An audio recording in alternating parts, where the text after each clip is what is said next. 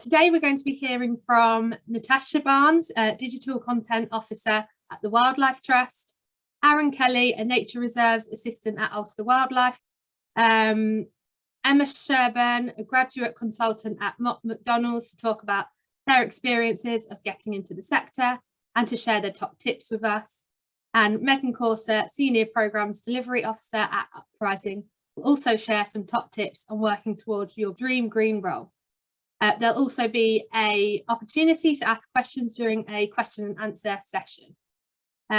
So this workshop relates closely to and supports our work around the important Our Bright Future Ask To, where young people are calling for support to get into green jobs. So what is a green job? I will hand over to Isla so that we can hear what you think through a poll. Unmute myself. I'm just going to stop sharing slides there, and then we're going to quickly just launch a little poll for you all, because we want to get your sense before the speakers give us their experience about what actually counts as a green job. So this is going to be a multiple choice question.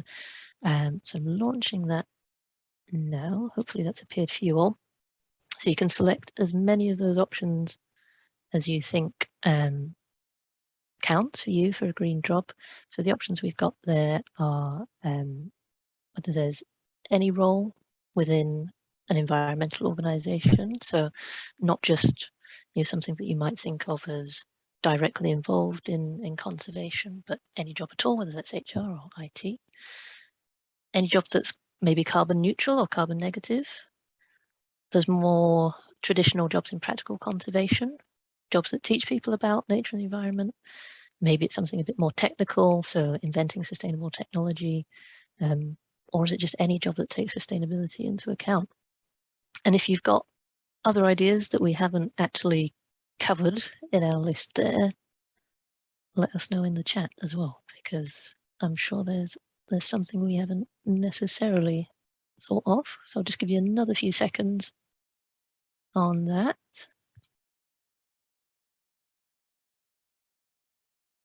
3, 2, 1. All right, I'm going to give that an end now, and I'll share the results with you all. So we've got a really good mixture there. I can see that jobs that educate people about nature and the environment, that's come out really highly there, closely followed by jobs in practical conservation. But really good to see that a lot of you have gone for any role within an environmental organisation or company. So any of us here could theoretically be in a green job. And that's really good, because we are going to hear from 3 different speakers in very different roles today. And I'm going to hand over now to Charisse, who's going to let us know a little bit more about who we're hearing from today. So Charisse, over to you to introduce our speakers. Thank you. So yeah, my name is Charisse, and I'll be introducing the speakers for today. There'll be 3 speakers I'll be introducing, and then at the end of the last speaker, there'll be options to ask any questions. So the first speaker I'll be introducing is Natasha Barnes, which is Digital Content Officer at the Wildlife Trust. Over to you, Natasha. Thanks, Charisse. I'll just try and share my screen. Hopefully you'll see that's good. See a thumbs up. Okay, yeah, hi everyone. I'm Natasha. I work for the Wildlife Trust as a Digital Content Officer. So basically my role just includes looking after our social media channels and our websites as well. And I thought I'd just go through a bit of a timeline of my experience of getting into the environmental sector.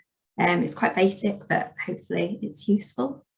So to start with, I had studied biology at university. Something I'd always enjoyed, and I've always had an interest and a passion for the natural world, so that's what I went with. But I really didn't know what I wanted to do in terms of a career. And I did really enjoy my degree. It didn't help me pin down a specific career, but it did give me a bit of direction and made me realise that I wanted to work within an organisation that had nature at the heart of it, not just because it aligns with my values, but also because it means working with like-minded people, which was something that was really important to me. So after I graduated, I was applying for loads of jobs, and this was in 2020, so it was like peak pandemic coming into play. So I wasn't seeing a lot of success at first, but I just kept an eye on job websites, and eventually I came across the marketing intern position with the Wildlife Trust. And in the job description, it highlighted the difficulty of getting into conservation and emphasised how essential it was for the person who filled the role to have a passion for the environment, even if the role itself didn't really require sort of knowledge of biology or ecology or anything like that. It was still nice that they wanted someone who was really passionate about it. So that's how I knew it was something I definitely wanted to do. So in my application, I really made sure to get across sort of my enthusiasm for wildlife and conservation, and incorporated bits from my degree that I found really interesting as well, and also things from my hobbies and sort of extracurricular activities. I didn't have a lot of super relevant experience in terms of work experience. I worked in a restaurant for a couple of years whilst I was at uni, and then volunteering wise, I'd worked at a local National Trust property, giving tours and welcoming visitors, and then a few other random bits of work experience. So really nothing super relevant to conservation. But I just use those experiences to showcase skills I've been able to develop, like communication, organisation, time management, and things like that, sort of all those buzzwords. So I don't think the relevancy of the experiences mattered so much. And I think my enthusiasm and passion for conservation was equally as important, maybe if not more so. So I was able to get that internship, and as a marketing intern, I was involved in lots of different things, which was great, from supporting relationships with funders, to working closely with the local wildlife trusts, to writing social media posts, editing the website, and I went to a lot of webinars as well to aid my development. I also did a lot of things that pushed me out of my comfort zone, like hosting webinars. It was still during the pandemic, so it was 100% all from working from home. And I also did a bit more of the financy side of things, like processing grants too. So it was a really good experience, and I definitely recommend it to someone who isn't quite sure which area of conservation they want to go into. It was good to get an overview of how the organisation operated, and all the sort of different elements that go into running an environmental organisation. And it was quite flexible, the internship, and allowed me to sort of do more work in certain areas that I was more interested in, which was definitely useful. And it did help me realise that I wanted to continue working in this area, at least in the immediate future anyway. And that sort of led me to my new role. So my internship lasted a year. And nearing the end, I was applying for lots of roles. I definitely found I was having more success than I did pre-internship with getting interviews and things. So proved it was definitely worthwhile to do. And then just by chance, the role I'm in now came up. So I still had to apply and go through the 2 rounds of interviews and things like that. But it is the sort of job I wouldn't have been able to get without doing the internship. Yeah, really good to see sort of a payoff for that. And that's sort of, yeah, I've sped through that, but it brings us up to date with my stint in the environmental sector so far. So I've not been in it long, really, but just to round off, I thought I'd share some suggestions I have for people who are looking to get into the conservation sector. So one is pretty basic, but keep an eye on environment jobs or similar websites. But that was the specific one I used when I saw my internship. I think it tends to be pretty up to date, or it was when I was using it anyway. And then also just make sure to get across your passion and enthusiasm for conservation and the environment in your interview and application, and not let lack of relevant experience or anything like that stop you from applying for things, especially entry-level roles like mine was. My first line manager actually said to me they're more likely to pick someone who is enthusiastic over someone who isn't but has more skills, because skills can be taught but enthusiasm can't be. And I know not every organisation will think along those lines, and they're all looking for different things, but that was just something that stayed with me and was useful to have in my mind when I was applying for jobs post-internship as well. So yeah, that's it from me. I'll pass back to Charisse. Great, thank you, Natasha. I will pass on now to Emma Sherburn, who is a graduate consultant at Mott MacDonald. Thank you. I'll just try and share my screen as well. yeah, a consultant, that's someone that sort of advises and proposes solutions. So very often different companies will come to consultants and they'll ask lots of questions or look for solutions to a problem. So that's what a consultant does. But for me, I'm in the water consultancy division. So water companies are our clients. I only work for water companies. So think of like Anglian Water, Thames Water, Northumbrian Water, all these different water companies, they're who I work for. But my day-to-day, I'm a carbon manager. So all of that above is very general, very high level, but day-to-day, I am involved in carbon, which is sort of why I'm here as an environment person. So what is carbon management? So on the top right, you'll see there's a sort of a fancy looking graph there. My day-to-day is trying to reduce the carbon and environmental impact of things that are being built within the water sector. So what that means is we have quite a lot of opportunity early on in the design. So whether it's a new pipeline that's being built or a new water treatment work, something like that, we have really high ability to influence the design and make it as low carbon and low impacting as possible. So that's where you see that 100% build nothing at the beginning. Yeah, so sort of we have a lot of influence here in that we can build nothing and have a really high impact on a design. But as we progress through the design stages down here, you can see that sort of like the opportunities decrease, because as things have been designed, as things have been set in stone, as like we're going to build, I don't know, a certain treatment process, that becomes really difficult to sort of undo basically. And so our opportunities decrease and the carbon increases basically. So that's what carbon management in my day-to-day looks like. We're trying to get to this early level of influencing everything, but sometimes we'll come in at this stage and we'll just be like, what low carbon alternatives can we do? Where can we implement a new low carbon technology or a low carbon material? So it's kind of the full span of it, which is really great and really interesting for me. But what you might have seen at school or at university is sort of the design principles of sort of reduce, reuse, recycle. And we kind of have the same thing in carbon management of emissions reduction, so trying to reduce those emissions in everything that's happening, using renewables where we need to use emissions, and then offsetting those emissions where we can if they can't be avoided. So there's sort of the main principles that we go by. So if I try to, there we go. So my day-to-day in carbon management is assessment, strategy, research and communication. Just to give you a sort of a bit of a high level overview. So my day-to-day varies every single day, which I love. And it's something that is great about consultancy, I think. But for some people, it might not be what you're interested in, and that's absolutely fine too. So assessment is very often quantifying carbon. So we'll be given a design and we have to sort of work out what the impact of that will be, how much carbon is going to be released from designing and building that asset. And through that we can hotspot, so we can look at where in a design there will be a lot of carbon. So if there's a lot of concrete, that's really high carbon, so you know that can be quite useful for when we're trying to do those strategies. So the next part is strategies, and that's sort of minimizing carbon for water companies. So using those baselines and hotspots to sort of inform and focus attention to where we can actually reduce the carbon within that.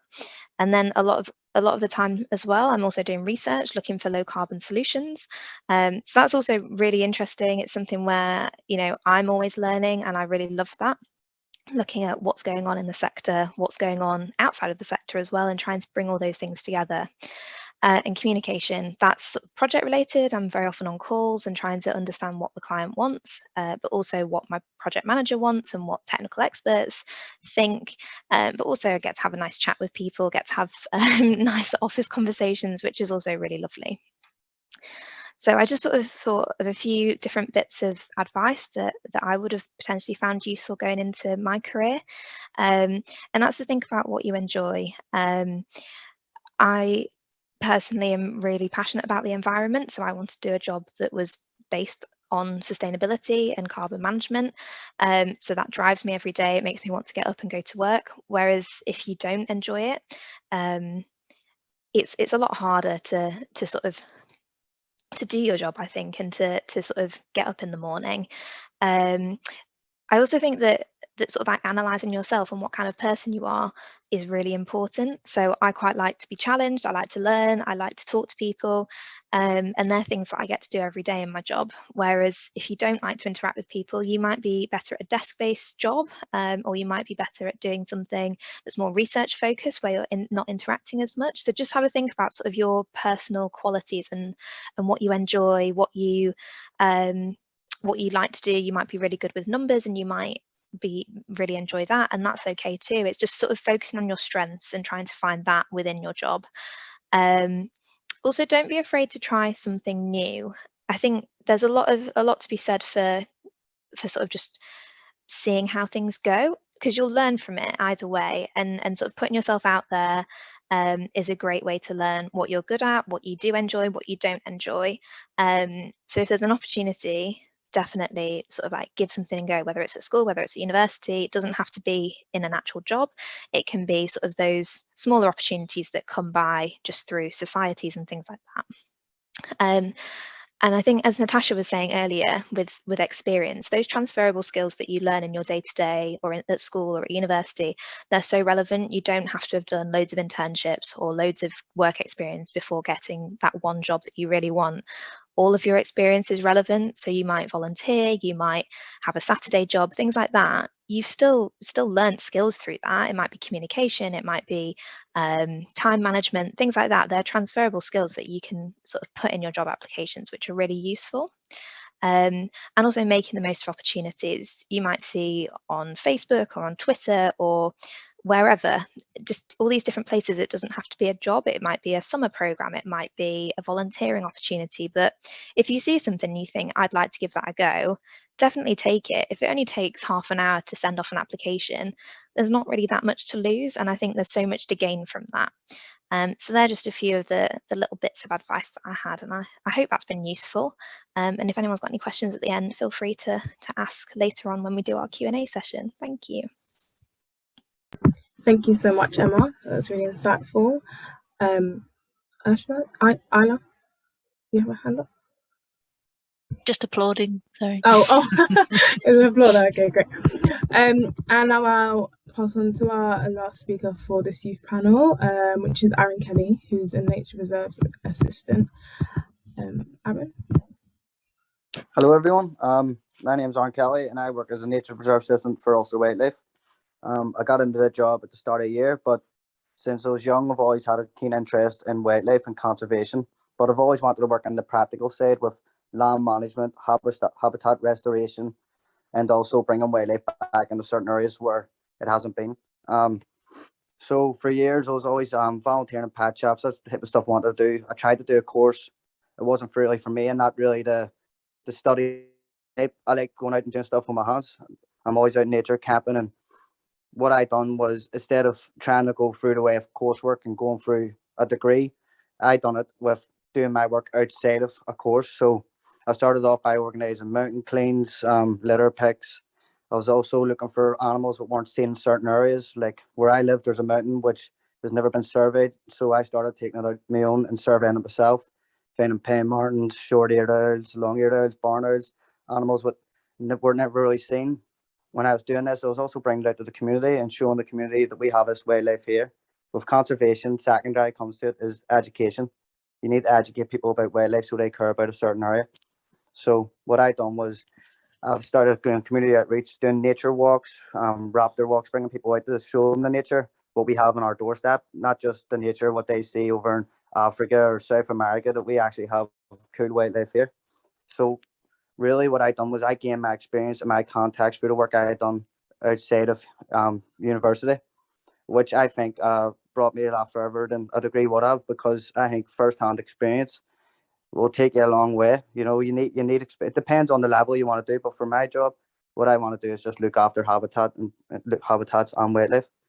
So really, from all this experience, you meet contacts, I built contacts, and I started to apply for jobs, because now I had the experience. I started doing park ranger traineeships, and once I got this experience, I was able to bring it on and start actually applying for jobs and have everything they were asking for.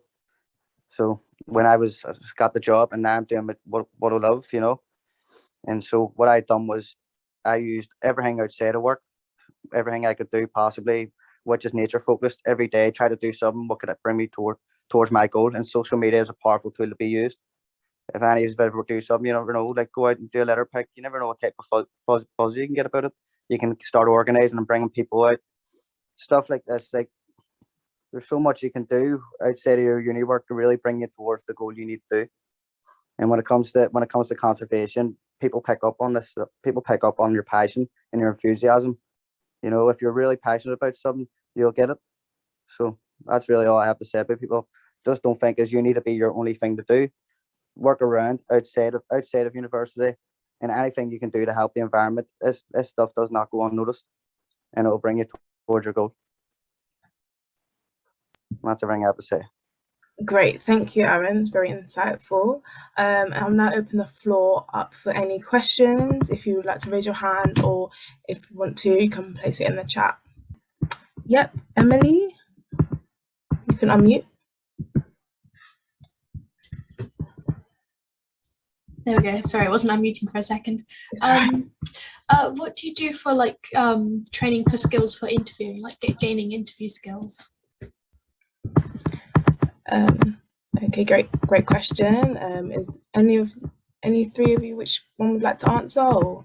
I don't mind. I'm not an expert in interviews, but just something I found useful now after I've done like quite a few interviews. It's just kind of clicked that I can kind of guess what the interview questions are going to be from the job description. That was probably quite obvious for other people, but it took me a second. So before I was just doing loads of flashcards for any possible questions and sort of, I guess, memorizing bits from a CV that I could think of, because I find like you're under pressure, it's hard to think of things on the spot. So yeah, I would just go through that job description and guess all the questions and make sure you have good examples. But I feel like you've just got to do them sometimes. I don't know, Emma or Aaron would have anything else to add. Yeah, I just was going to say about researching the company, because very often, you know, you might find things about yourself that align well with the company goals. I mean, it depends where you're applying and what sort of role it is, but I think knowing the job that you've applied for, like Natasha was saying, and sort of like understanding the job description and knowing how you would suit that, and sort of almost like building the case for yourself of being like, well, I'm really good at that skill or this thing that you are sort of advertising the job for, and sort of having a few examples of how you've demonstrated that. And that can be anything from schoolwork or literally things that you do in your day-to-day routine, just little things like that. It doesn't have to be that you've got job experience of doing that before, but just thinking of those examples and where you hit that job description, and just like giving yourself some practice as well. So maybe doing a mock interview with a friend or with a family member can sometimes help, especially if it's sort of like first interviews that you're going for. That can be really useful, just to sort of like break the barrier with nerves, and so that you're sort of ready for just sort of those unknown questions, because sort of preparing by yourself is great, but sometimes when you have that interaction, it can be a little bit more stressful than you might realize, or that you know, if you've had no experience with it. But good luck for anyone that is having interviews coming up. Great, thank you. And I do have a question in the chat from Charlie Murphy, which is to you, Emma. Have you found an increase in demand of companies wanting carbon management consultancy? Is it a sector you believe will grow? Definitely. I think for me, working in the water sector, because there's a net zero 2030 goal there, there's like a real push on it now. So we're really, really busy, and all the water companies are sort of going, we need to get our carbon accounting, we need to get doing carbon management in our everyday process. But I think obviously with COP and with everything that's going on in the environment sector, there's a huge drive towards carbon management, just everywhere in every sector. But that's not to say that carbon is the only sort of side of the environment. There's a lot of other aspects like nature-based solutions, practical conservation. I feel like the environment sector as a whole is growing, and people are seeing the value of it, which is great. But yeah, any carbon related stuff is huge, and I think that's just because of the focus on carbon emissions in general. Great, thank you so much. And Seema, you have your hand up. So my first question is, with the green sector, a lot of jobs are quite rural, so it requires your own transportation. And when looking for specification for a lot of different job roles, that's one requirement that they want you to have. So was that an issue for any of three of you? So my question goes out to all three of you. Was that an issue for you for any three of you, and how did you go about resolving that issue and getting your own transport? Yeah, Great. I've noticed from a lot of jobs you apply for, they're always looking you to have a driving license. So luckily, I've got somewhere kind of close to home, or else I won't be working anywhere. So I think if most jobs are looking at driving license, so it is a big thing you need to work on getting. But besides that, probably just try to get somewhere close to home. But it's really hard because there's not really too much places to apply for, which is so you will have to use public transport if you don't. Great, thank you. Anyone else? Emma or Natasha, like, do you live close to home? Is it easy for you to commute there? I think for me, so when I started out, I was doing a lot of volunteering for my local wildlife trust, and I was quite lucky in that there was a nature reserve sort of on the edge of my town, so I could walk there. So definitely looking out for those local opportunities, and it might not be as obvious. It might just be, okay, there's a park and I can do my own thing. You know, you can do litter picks, you can do sort of like your own independent things. So maybe you wouldn't need public transport, but obviously then there's sort of those more formal roles. And as Aaron was saying, where you probably will need to drive to be able to get there or rely on public transport, which makes it more difficult. So if there is anything locally that you can do, it's definitely worth trying to get involved there, especially if you do have limits with transport. But for me now in my job, I don't need to drive. I work in an office and I live near the office, so I can walk to work, which I absolutely love, or I can cycle to work. But I'm city based now, so I am very fortunate that there is a public transport network. So I guess it depends where you're looking, what opportunities are local to you, and sort of whether there is any scope for public transport for you. But good luck with it. Great, thank you. I hope that answers your question. I have a question for Maud. As an undergraduate, how important is it to do an internship or traineeship, and how did it help? I think Natasha, you mentioned that did one. I did during when I was an undergrad, I did do a traineeship with my university that was just the summer long, and it was like a research project on a local meadow. And I think it did help, but I could have gained that same knowledge from just like reading around the subject. I think it was just because the role I'm in isn't a practical hands-on role, so the only sort of reference to it was being like, oh, I'm really into the environment and this is all the stuff I've done around it. So definitely think if you can't get an internship, don't stress too much, because I know they can be really hard to get, especially like if your university doesn't offer one just for university students, they can be really competitive. So yeah, I would say just make sure you're doing, like Aaron was saying, all the extra stuff around it, and if you're passionate about it, then that will come through, even if you're not getting those like more formal positions.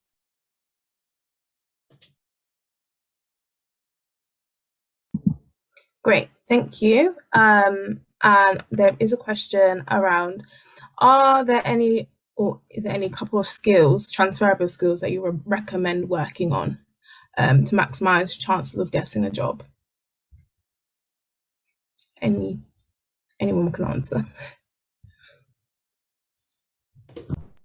I think I would say sort of time management is one thing. If you can show that you're and like having responsibility as well, and that can be in anything. So time management, you probably do that day to day in your like in school or at university or in any volunteer opportunities that you've been part of, but just like highlighting that and also trying to work on it and making sure that you're on time. That's a really great one, and I think it's something that people really value.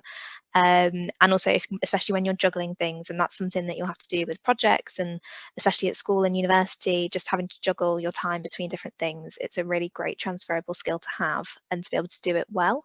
But also I think presentation skills is something where if you get the opportunity to present, and because I think it's something that young people really struggle with, and it's something that I used to absolutely despise when I was young and when I was at school, because it's so nerve-wracking trying to present to anyone, let alone people that are your peers.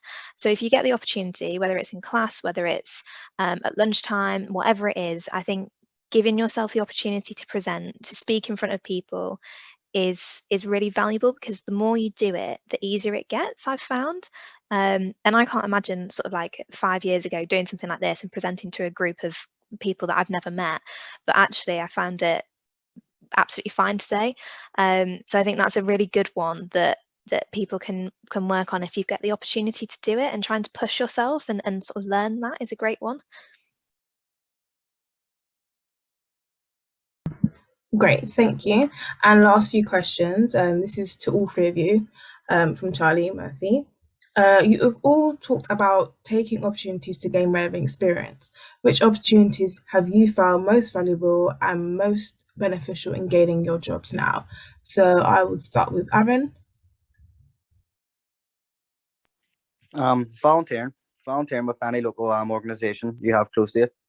You know, because you can get volunteering about 2 or 3 times a week if you're not working. Like, so the amount of experience you can gain, and if you ever look at most jobs, they'll ask for 2 years relevant experience or a degree. So I think volunteering is the way forward. Any group around you just doesn't, and if they fall under the environmental sector, give it a go. Great, it's really beneficial. And I'll pass on to Natasha as well. I see the hands up. I'll come to him after. I would say my volunteering at the National Trust was really eye-opening as well, because it was like nice being surrounded by a group of people that it was mostly volunteers where I went. So it was nice having people who were really passionate about what they wanted to do, and that sort of, I guess, opened my eyes to that's the sort of work environment I wanted. And I think most experiences have something to offer, have been useful. I think, yeah, from just like even waitressing has got me used to working in a really stressful environment, and then loads of things from university have been really useful for my current like desk job, just normal IT skills and things like that. So I guess it depends on the job, but yeah. Great, thank you. And now Emma. I have to agree with Natasha and Aaron. Volunteering has been sort of like the snowball for me. I think it gave me so many invaluable skills and just experience that I could talk about when I then did start applying for jobs, or even when applying for university. It was just something that I'd done that a lot of people don't do when they're at school or when they're at college. They just don't take some of their time and put it into something else that they're interested in and passionate about. And you learn so much through volunteering about yourself and also about organizations. So yeah, definitely that. And then I think that was sort of the snowball that kicked off being able to get jobs and being able to get placements later on. So if you find somewhere you can volunteer and it's something that aligns with what you're interested in, definitely go for it. It's very, very useful. Thank you. I'll go to Hannah first and then Seema. So Hannah, you have your hand up. Thank you. Yeah, hiya. This is a question for Emma. I'm not sure about the McDonald. I've never heard it before, so I was wondering where the offices were. And also, I'm studying environmental studies at the moment. I was wondering if that would be something that you guys, would take on if somebody was studying that. Yeah, of course. Thanks, Hannah, for the question. So Mott MacDonald, they're an engineering consultant, so they're quite like a niche company. But yeah, they take on lots of environment people. So basically all of our work is around infrastructure, so like water, buildings, different things, transport, things like that. But within that, there's a lot of other aspects. So there's the carbon management, there's environmental impact assessments, there's all these other aspects. So I was a geographer, I did geography at uni, and there's lots of ecologists, there's also different policy people. So like there's quite a broad range. You'll find a lot of engineers because they do the designing, but those other environment jobs are there and they're great. And also, yeah, we're UK wide. I live and work in Cambridge now, but there's offices in most cities across the UK and then also internationally as well. Thank you. Thank you. And now Seema. Yeah, my question is to Aaron. When he mentioned all the list of skills that he did outside of work with his litter picking and community walks, and did he do them independently or did he do them with an organisation? So what I started off by, it was during COVID. So there's a mountain what I hold really close to my heart, what's just up the street from me, and I stay up here all the time, at camping it. I'll be up watching the wildlife on it all the time. And during COVID, a lot of people were going up, and you know what I mean. It was good to see so much people enjoying nature, but the people who were going up weren't respecting it. So what I done was I went up and I started cleaning. I used social media to spread awareness on how bad it is, the litter on the mountain, you know. And through that, I got volunteers. So I ended up getting like 15 volunteers, local parties like Sinn Féin, the Green Party. They were coming out and helping. And during one of these walks, I found the scat of a pine marten. So this is a rare where I live. They don't exist. So I ended up putting out camera traps and finding this pine marten on the mountain. And from this, so it's like a ball. I got this wee bit of luck, and I just ran with it. So I found this pine marten. Next thing, I set up a few breeding boxes, and this was all getting attention. You put it on social media, it was all getting attention. So it's like, if there's a pine marten here, surely the habitat's enough to support more wildlife. I found hen harriers, I found short-eared owls, I found barn owls on this area, what people thought was just, you know what I mean, it's just a mountain, there's nothing on it. And from this, I gained a lot of interest, and now what I've done was, so I do the monthly clean, I do a lot of surveys on the mountain, I do community educational walks, but besides that as well, I've also been working with the landowners and the farmers off the mountain. So we've got 6 landowners who have agreed to reforest the mountain. So it's 120 acres now getting reforested. This mountain, what no one cared about, is now going to be the biggest reforesting act in the history of Belfast. So it's just the wee small things you can do can lead on to so much bigger things, and you never know what's going to happen. You know what I mean? And from you doing that, you might, even just if you went out litter picking somewhere, someone might not see what you're doing and not drop litter anymore. You know, and if you can change one person's mind, you know what I mean, you've won. And the experience you've got is brilliant from it. Great, thank you, Aaron. Very inspiring. Ali, you have your hand up. Yeah, I'd like to read out a question that Nelly has submitted. Thanks, Nelly. So this one is aimed at Emma. So in the communications aspect of your job, what techniques do you use for combating greenwashing? Nelly's heard that there is sometimes a lack of reliable or constant standardization when measuring sustainability. So can you speak on that a little bit, please? Yeah, absolutely. So when we're doing carbon strategies, or when we're looking at the sort of like the credentials of different water companies, we really sort of criticize and critique and sort of go into what they're doing, and we're not going to give them a good reputation. Like, we're not going to sort of pander around what they're doing and say that it's good if it's not. So we're sort of there to be a critical friend. Basically, they employ us, they want to know how they can improve, and we're going to tell them, and we're not going to just sort of be nice to them because they're paying us. Like, they're paying us to be critical of them. So a lot of our work is internal for the water companies. So we won't actually put out sort of large statements around what the water company is doing. So we won't sort of put those statements around, sort of have the ability to greenwash, if you see what I mean. We don't do that. But even Mott MacDonald as a company, sort of, they put out sustainability strategies, and it is hard, like, because there's not really a defined way of sort of saying this is gold standard and this is subpar. There's so much leeway. So Mott MacDonald are really trying to champion being honest and sort of stating if they're not doing something that is great. So they say they're carbon neutral, but they'll go into the detail as to how and why that is. But I think just like honesty in the language is so important, and especially if you're looking at other companies, then definitely critique them. And I think that's what I love about my job, is that I get to critique and then sort of say, this isn't good, this is not okay. Like, you say that you're doing your best, but actually you're not. You know, you're still emitting lots of carbon, you're still not sort of pulling your weight in terms of what you're doing. So I hope that's helpful, but feel free to message me or drop me a line outside of this as well if you're interested in more.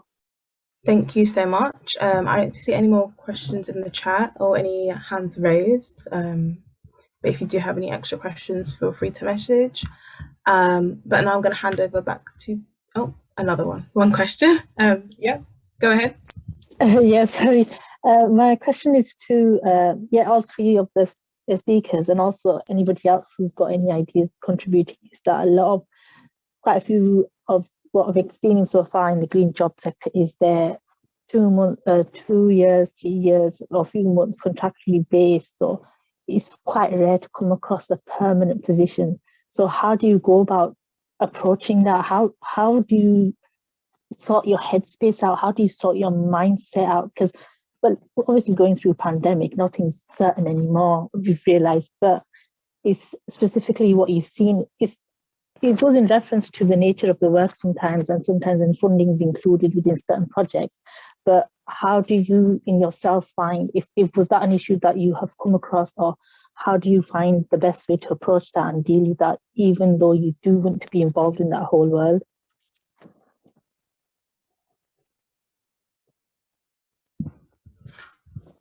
That's a good question. Perhaps Natasha could answer. Yeah, it's a really good question. I don't know if there is an answer to approach it. I know my first role was 12 months and my one now is permanent, but I think I got quite lucky because I know, speaking to colleagues, a lot of them started on even 3-month contracts, and then it just kept changing to ones after that. And I think you've just got to be aware that you might not be kept on, and just prepare for it, have another job lined up, and just plan as best you can, and try not to rely on the project carrying on or anything like that. I don't know in my head how you can approach it if it's all the time, but I don't know if Emma or Aaron had the same experience. Yeah, most jobs will I don't know about our types of work, but when it comes to the land management type of or research and surveying type of work, that doesn't last too long. But you just gotta go with it and be optimistic. You don't know if it's going to last or not, but something else will come up. Some will come your way if you want it, or just always keep the eye out for something else. But I have a lot of friends who do it, and they don't do conservation anymore. Some are fire workers, some are joiners, some are builders. You know what I mean?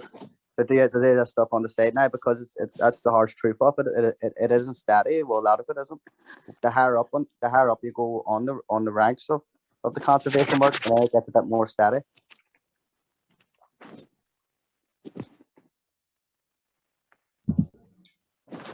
Emma, did you have anything to add, or?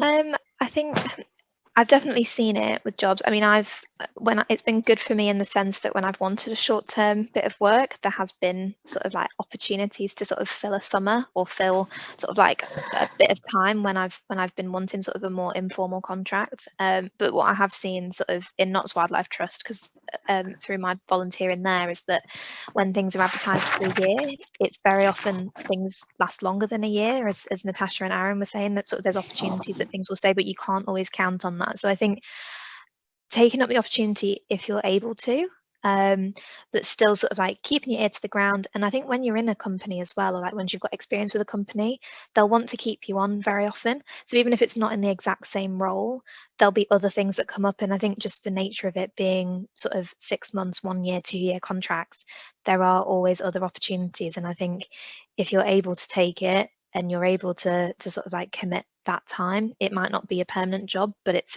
a good way to sort of get your foot in the door as well. I just want to add that I'm sorry, I don't want to be all doom and gloom, but it's thank you for your feedback. But I also remember I asked this question once to someone who was in a permanent position employed by a national park, and he took a 6 months maternity leave contract on, and then doing that through then he received permanent employment. So it's something as a young person, when you don't have anyone dependent on you, but you still need to financially sustain yourself with shelter, food and whatnot. But later on in life, when your position changes, these the short-term work contracts, there's not manageable. So thank you for your. I might be able to answer a little bit as well for this, because I'm currently doing an apprenticeship with Our Bright Future. So at the end, there's not anything guaranteed, but what me and my line manager always say is where there's opportunities to work with the central team to try and do that. So I'll do lots of stuff with like comms, to like going to comms huddles and catch ups just to get your name out there so more people know who you are. So if you were in a temporary contract job, it's just good to, yeah, sort of talk to a variety of people as well, if possible. But yeah, that would be my tip. Great, thank you for that advice. And like Ashley was saying, just get your name out there, speaking to different people across the organisation, like whilst you can, I think is really beneficial. But now I'm going to pass it back over to Isla for the rest of the panel. Thank you. I think is it going to me? Yeah. Brilliant. Yeah, thanks. Ashley, you can take us into the break. Thank you. Okay. Yeah, so thank you for all your great questions. We're now going to take a 5-minute break, which will take us to 6 o'clock. And then after the break, we'll be hearing some expert advice from Megan, Senior Programs Delivery Officer at Uprising. So we'll see you at 6. I'd now like to introduce Megan from Uprising, who'll be handing out careers advice. Thanks very much, Aaron. I'm just going to try and share my screen. Just got a very short presentation. How's that looking for everyone? Yep. I'm seeing some thumbs up. Thanks so much. Great. Thank you, everyone. Thank you to our wonderful speakers. I think you've all covered quite a lot of the advice I'm going to give. So if it feels like I'm repeating things, that's because they're giving out excellent advice this evening. So I am going to give a little bit of careers advice. That's what this segment is called. But I thought I'd start by just telling you a little bit about myself. So my name is Megan. I use pronouns she, her, and I'm a Senior Programs Delivery Officer at Uprising. What does that mean? It means I deliver our environmental leadership program, so everything to do with program delivery. This is about career advice for you, so I'm not going to talk about myself too much, but I'm going to leave you with this question to go back to the start. Do I work in the green sector, or do I have a green job? It's something to think about. Maybe you can put some thoughts in the chat while we are having this short presentation. Okay, so I'm going to start with another question. Who feels confident in their CV? Honest reactions. If you're on camera, give us a thumbs up or a thumbs down. Feel free to use the reactions if you can do. I'll take a quick look. So who feels confident in their CV? Have a seat, how everybody's feeling. Some thumbs up, which is great. Fantastic. Excellent. Okay. Well, hopefully then my advice is going to give you a few bits to supercharge already fantastic CVs. But if you are sitting there feeling like you're not really sure about what a CV is, or you're not feeling very confident, don't worry. Hopefully I can help with that as well. So I'm going to give some generic advice to start, and then I think there's time for questions as well. So if you have something really specific you want to ask, please do ask it. I will try and help as much as I can. So what is a CV? So a CV sells your experience, your skills, and crucially your personality. It should be an advert of you. We want it to be honest, but also attention grabbing. And I'm going to come back to that as well, talking about how you can bring that personality in and feel really confident in how you do so. We'd advise about 2 pages long. Mostly that's because when there's a lot of people applying for jobs, recruiters don't take very long. So it gives them something quick to flick through and see. And hopefully you can get things out really quickly there on 2 pages. And then you'll hopefully have a personal statement or an interview to draw out more of the examples. So an emphasis on results and what you have done. So the focus is all about you in this, not what the team has done, not everybody around you has done. Focus on the things that you've done and tailored for the job that you're applying for. And I'll come back to talk about that in a short while as well. So for those who are feeling really confident, I'm going to give you 10 top tips and hopefully this might help give you something new to think about. So first of all, make sure your contact details are on your CV. Sounds really obvious, but is your name spelled correctly? Have you got your up-to-date email address? Is your phone number still correct? But crucially, there is no need to include personal details like your address or your age. You do not have to give those details out on your CV, just your name and contact information. Something to note there, if it's something that you'd like to include, I would also say that if you would wish to share your pronouns, that would be something to put with your name as well. So if that's important to you, absolutely feel free to share that if you are comfortable and want to do so. Include a personal profile. So this is a few sentences, a short paragraph right at the top, which sums up exactly who you are. It gives the person reading your CV that initial impact of who you are and what you're looking for. So kind of just to think of one off the top of my head, mine might be something along the lines of, I'm an experienced and enthusiastic session facilitator. I primarily work and deliver topics around leadership and environmental justice. I'm seeking work with young people in particular and looking to grow my digital skills and facilitation skills online. That could be me in a nutshell there in a personal profile. And if anybody wants more examples of those, please feel free to let us know in the chat.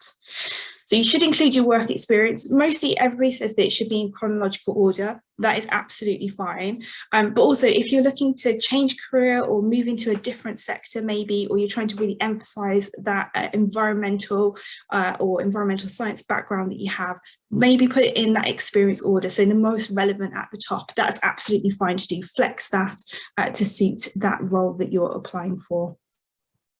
Include your education, and often they ask for your results as well, but there's ways and means that you can show that so that it's kind of quite neat and tidy. So you could summarize all of the results rather than listing them by different topics or different courses that you've done. So you could summarize those quite nicely to save space to talk about that impact stuff that you've done in your work. Include any additional training or qualifications, and this could be absolutely anything that you've taken part in. If you're first aid trained, if you've done a relevant outdoor qualification, whatever that might be, project management, please include that on your CV.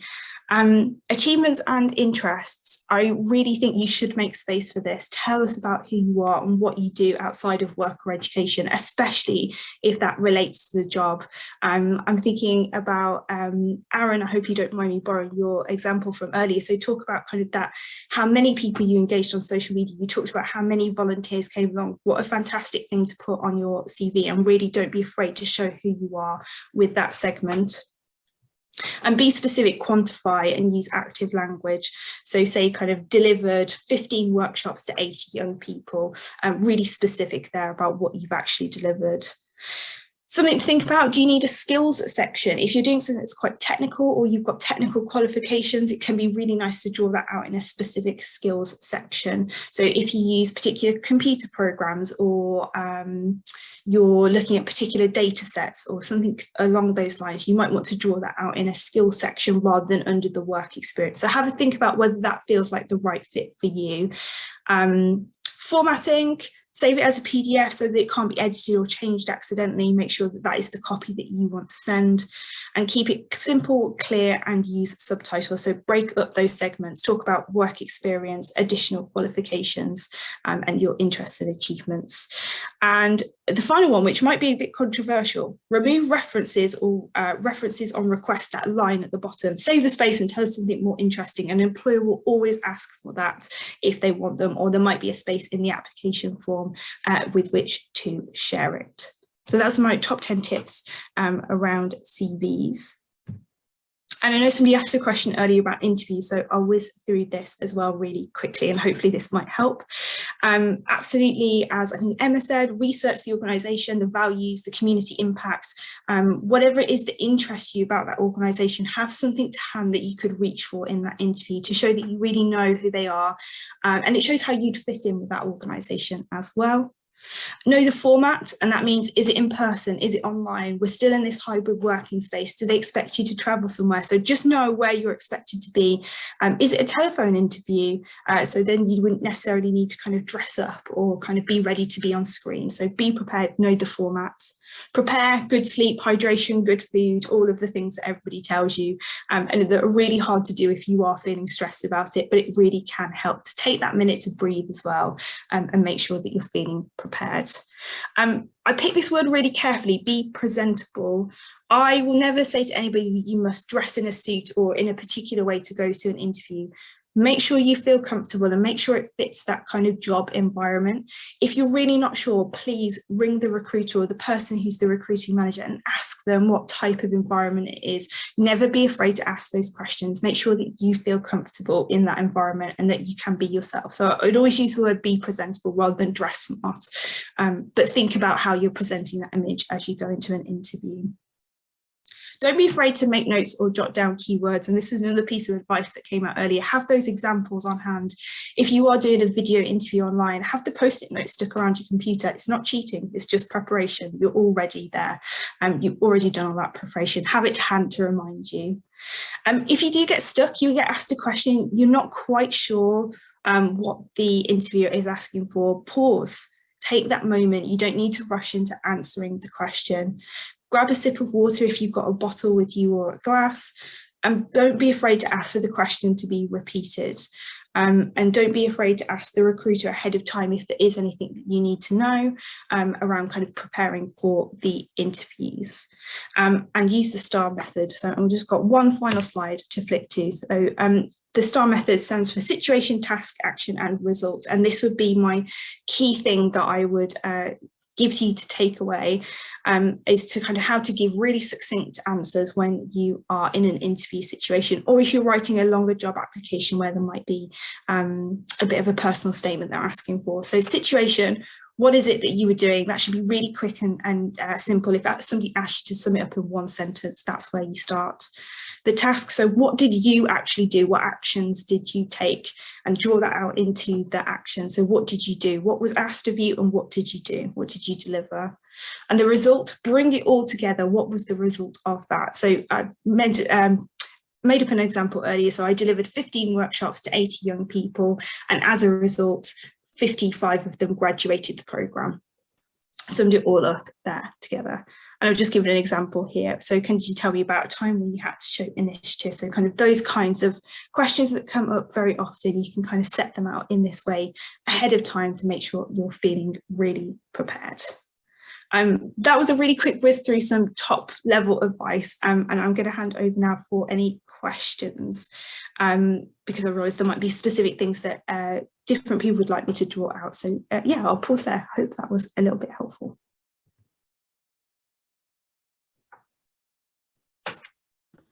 Thank you, Megan. I'd like to kickstart off the questions by asking, where's the best place to look for environmental jobs or based around the environment? That's a really good question, Aaron. And I think definitely a hot topic as well at the moment is that kind of where to look and what are those environmental jobs. It was mentioned earlier, so I think one of my go-tos, I'd always recommend going to Environment Job. It's really well updated, a really good source of environmental based jobs. Also, if you're looking to work in the environment sector, kind of specifically within a charity job also has a really good range of them.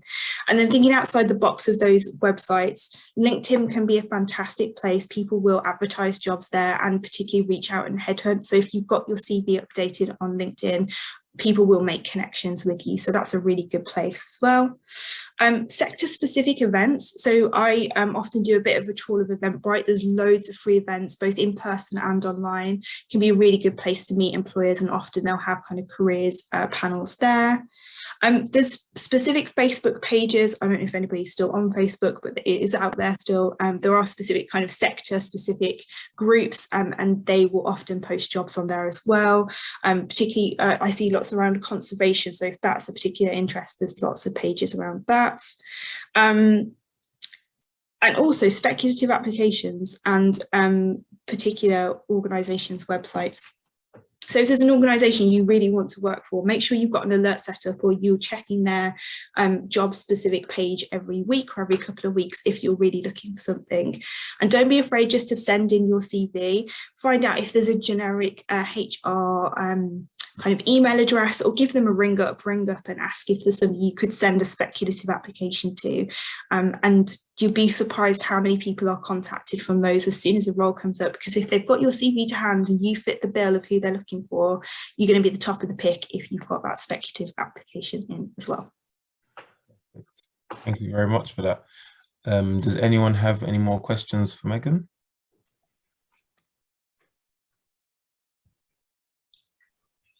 can unmute and ask her. Oh, yeah, we have Simon. Yeah, yeah. What if you're required to put your address down for the job? What if they ask that for you and they need to know that for the specific job role?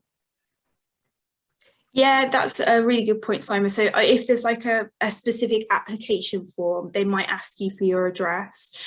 Sometimes you can kind of not give it. You can put NA in the box if you really don't want to give it at the time, but it could be because there's a location specific reason.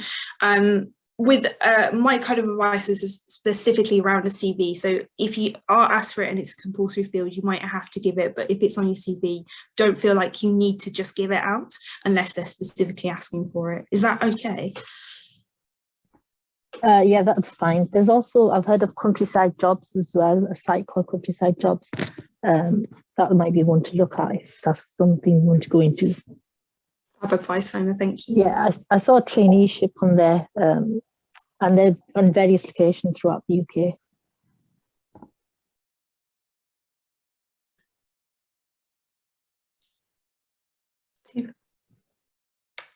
Does anybody else have any other questions? Oh, Isla has a question. Yeah, thank you. And Megan, you mentioned about like keeping a CV to 2 pages. I just wanted to ask, does a CV always need to be a document? Like some of us are, you know, perhaps a bit more confident speaking than writing. Are video CVs a thing? I've heard of like some video applications for jobs, but is that possible with CVs as well? Yeah, that's a really good question, Isla. I think absolutely. That's one of the ones where I would definitely contact the organisation and ask them about sending that across. I think most organisations today recognise that not everybody's preferred format is writing. And so absolutely, if you're more comfortable to give that information on the phone or via video or even a voice note, there's lots of different formats that information is asked for. So I would absolutely, if that's really not your format, you're not comfortable to do so, drop an email to the kind of hiring manager, the kind of person responsible, or give them a call and just ask where you should send it to. I don't think, I certainly wouldn't refuse one, and I don't know many people who would. So yes, go for it. And also just to say, kind of be creative as well. So the one thing I missed was kind of keep the format simple, but on your CV, if say you're applying for something in comms or something in design that's connected to kind of the environmental sector, don't be afraid to show some more personality in that. So if you've got a really cool design or you have your own logo that you use, make sure that's included on your CV. It would definitely make sure my attention was drawn to it. If I was that recruiter, my attention is going to be drawn to that. It doesn't just need to be kind of black and white text on a page.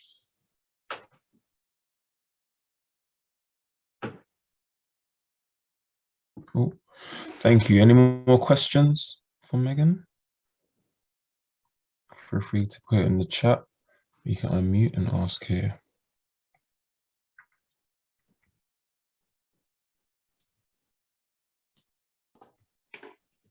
Aaron, I've got a question.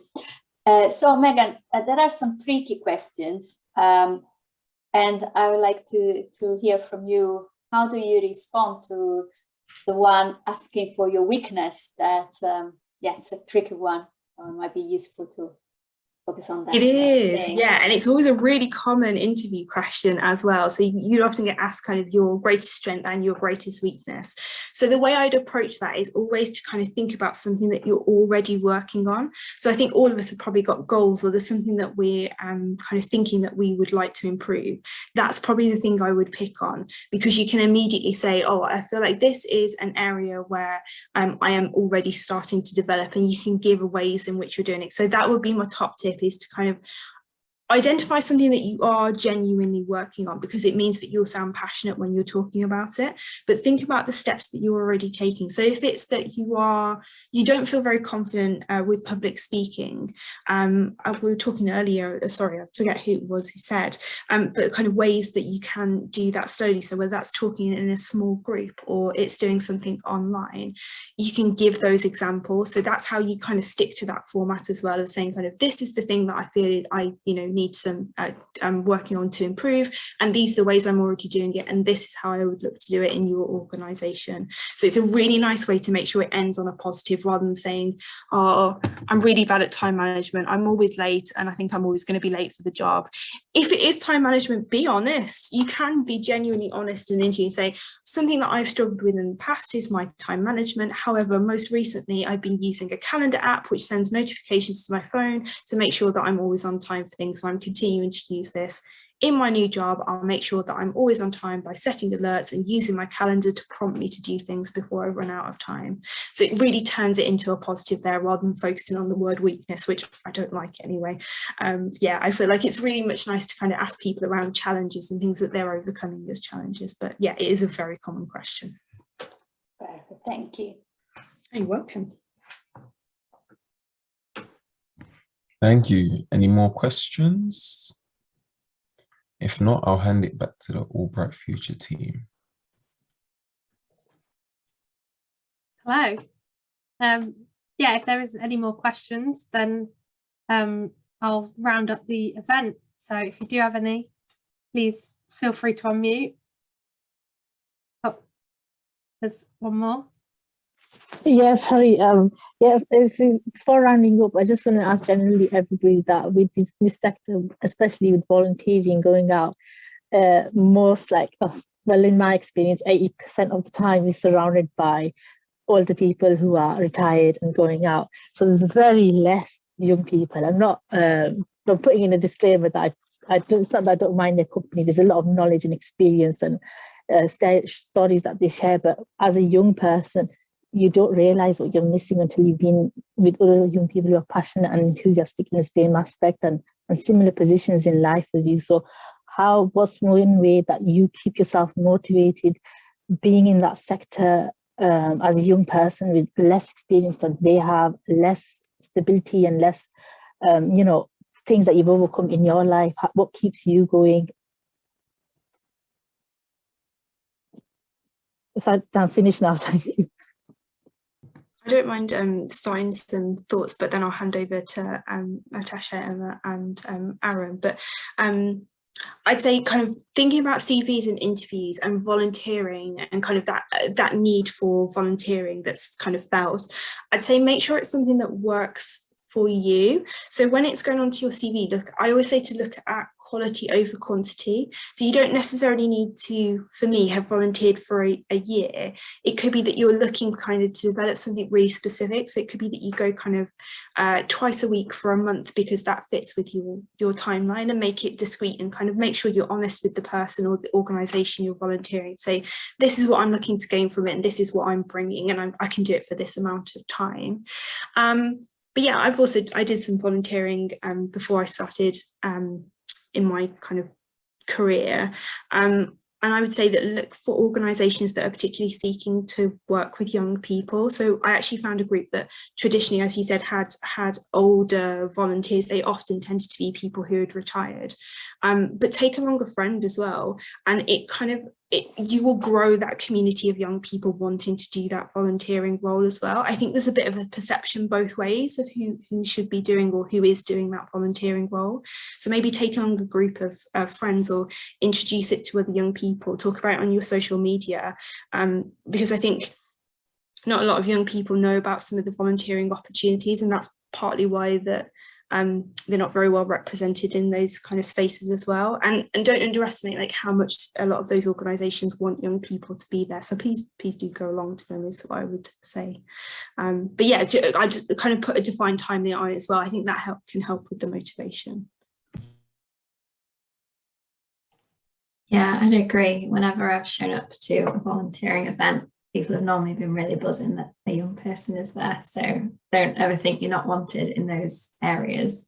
And yeah, just try and remember that organisations really do need young people with fresh ideas. So you're not at any disadvantage just because you're younger than everyone else.